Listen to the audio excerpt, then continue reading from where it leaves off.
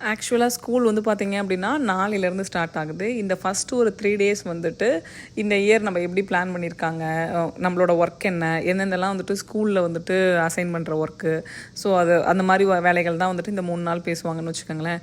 பெரும்பாலும் எனக்கு வந்து பார்த்திங்க அப்படின்னா பசங்க வர நாள் தான் எனக்கு ரொம்ப பிடிக்கும். பசங்க இல்லாத அன்னைக்கு இந்த மாதிரி மீட்டிங் போகும்போது ஒரு ஒரு எப்படி சொல்கிறது, ஒரு பெரிய மீட்டிங் ஹால் இருக்கும். அது முன்னாடி நம்ம வந்து உட்காந்துருக்கணும். கிட்டத்தட்ட ஒரு வந்து சில மீட்டிங்லாம் வந்துட்டு 1 மணி நேரம் 1.5 மணி நேரம், சில மீட்டிங்லாம் வந்து 2 மணி நேரம் 3 மணி நேரம் அப்படி இருக்கும். இடையில வந்து நம்ம ஏஞ்சிக்கலாம், சாப்பாடு எடுத்துகிட்டு போய் சாப்பிட்டுக்கலாம், என்ன வேணாலும் பண்ணிக்கலாம், எதுவும் சொல்ல மாட்டாங்க. பட் எனக்கு வந்துட்டு பசங்க வர அன்னைக்கு அப்படின்னும் போது அந்த ஸ்கூல் வந்துட்டு வித்தியாசமாக ஒரு மாதிரி ஒவ்வொரு குழந்தையும் ஒவ்வொரு மாதிரி இருக்கும், ஒவ்வொரு விஷயத்த புதுசாக பண்ணும். ஸோ அதெல்லாம் தான் எனக்கு ரொம்ப பிடிக்கும். அந்த மாதிரி ஸ்கூல் டேஸ் தான் எனக்கு பிடிக்கும். இந்த மாதிரி பசங்க இல்லாமல் போகிறது வந்துட்டு கொஞ்சம் ஒரு மாதிரி ஓகேவாக இருக்கும் அப்படின்னு வச்சுக்கோங்களேன்.